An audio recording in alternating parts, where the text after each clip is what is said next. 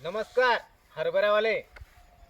आता ही एस-आर-टी पद्धतमध्ये आपण इथे हरभरा लागवड केलाय. एस-आर-टी पद्धतमध्ये हरभरा लागवड केलाय. अगोदरची पहिल्या वर्षीची कपाशी, नंतर दुसऱ्या हरभरा, नंतर कपाशी. आता कपाशीच्या खुट्या दाखवलं भाऊ तुम्हाला. कपाशीची खुटे दाखव. ही जे वाण आहे फुले कृपा आहे, डॉलर मधलं फुले कृपा ही वाण आहे. हरभरा पा आजपर्यंत फक्त एक स्प्रे केला, तो आजच केलाय. एक स्प्रे केला तो आज केला आणि याला आतापर्यंत कोणत्याही प्रकारचं खत टाकलेलं नाही. सगळ्यात महत्त्वाची गोष्ट लक्षात ठेवा, कोणत्याही प्रकारचं खत टाकलेलं नाही. तरी हरभऱ्याची क्वालिटी पहा, हरभऱ्याची ग्रोथ पहा.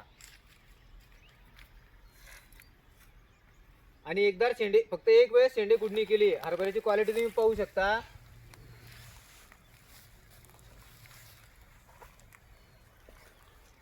येले म्हणता प्लॉट हरभऱ्याचा कमी मेहनतीमध्ये कमी खर्चात 0% खत आहे. फक्त एस-आर-टीचा बेड आहे आणि तो एस-आर-टीचा बेडच या हरभऱ्याला अमृत म्हणून ठरलाय, अमृत संजीवनी म्हणून ठरलाय. म्हणून हा हरभरा एवढा जबरदस्त क्वालिटीमध्ये आज आहे. आणि या हरभऱ्याचा आपल्याला गॅरंटीत उत्पन्न काढायचं आहे. चांगलं टार्गेट ठेवूनच आपण जी शेती करतोय शेतकरी मित्रांनो, ते टार्गेट ठेवूनच करतोय. आपल्याला हलकी आणि भलीभुरी शेती करायची नाही. आपल्याला शेती करायची फक्त टार्गेट ठेवून. आणि कोणतंही पीक लावायचं ना त्याच्याबद्दल टार्गेट ठेवायचं, त्याची मेहनत तशी करायची. आता इथे आम्ही काहीच मेहनत केली नाही. फक्त काय केलंय, एस-आर-टीच्या बेडवर आपण हरभरा लागवड केलाय. आणि ते एस-आर-टीचा बेड हरभऱ्याला एवढं खाद्य देतोय की ते खाद्य त्याला परिपूर्ण पडतंय. हे पहा शेतकरी मित्रांनो, हे चालू वर्षाची कपाशी आपण तिला कट केलं आणि डायरेक्ट टोकन यंत्राने हरभरा लावून दिलाय. फुले कृपा हे वाण आहे.